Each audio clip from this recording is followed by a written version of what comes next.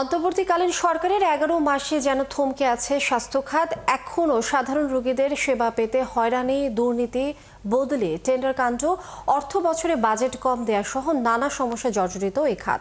তাই দ্রুত স্বাস্থ্য সংস্কার কমিশনের সুপারিশ বাস্তবায়নের দাবি কমিশন সদস্যদের।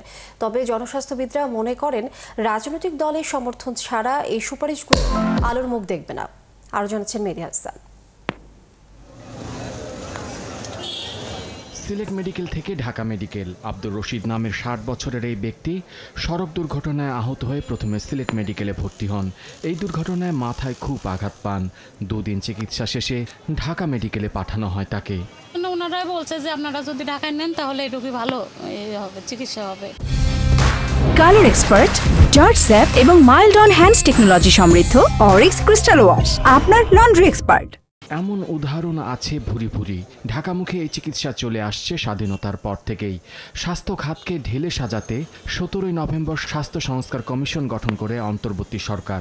322 পৃষ্ঠার প্রতিবেদনে বড় আকারে 32টি সুপারিশ করেন তারা।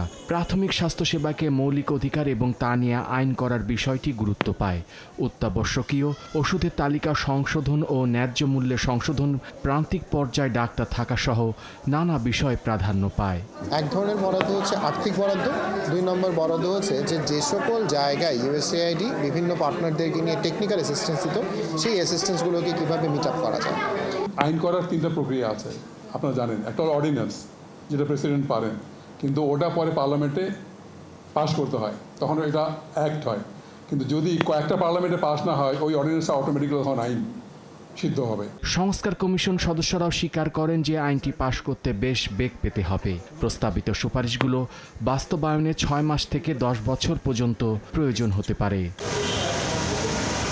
এদিকে জনস্বাস্থ্যবিদরা বলেন সুপারিশগুলো বাস্তবায়ন নিয়ে যথেষ্ট সন্দেহ রয়েছে। এবং অন্তর্বর্তীকালীন সরকারের পরে কি হবে? এটা নির্বাচিত দলীয় সরকার আসবে, তাহলে আমাদের যে দলগুলো আমাদের দেখছি এ পর্যন্ত, তাদের নির্বাচনী প্রতিশ্রুতি কিছু কিছু তারা বলছেন, সেখানে কি আমরা স্বাস্থ্যের একটা বড় প্রতিশ্রুতি কারো কাছে শুনেছি এ পর্যন্ত? আমার কানে ঢোকেনি। তবে স্বাস্থ্য অধিদপ্তরের দাবি, ইতিমধ্যে কমিশনের প্রস্তাবনার চূড়ান্ত রূপ দিতে কাজ শুরু হয়েছে। জমা তো দিয়েছে, বেশি দিন আগে হয়নি, এবং সরকার কাজ করছে, অনেক কিছু নিয়ে কাজ করছে।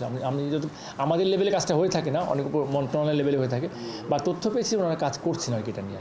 মেহেদী হাসান, 71, ঢাকা।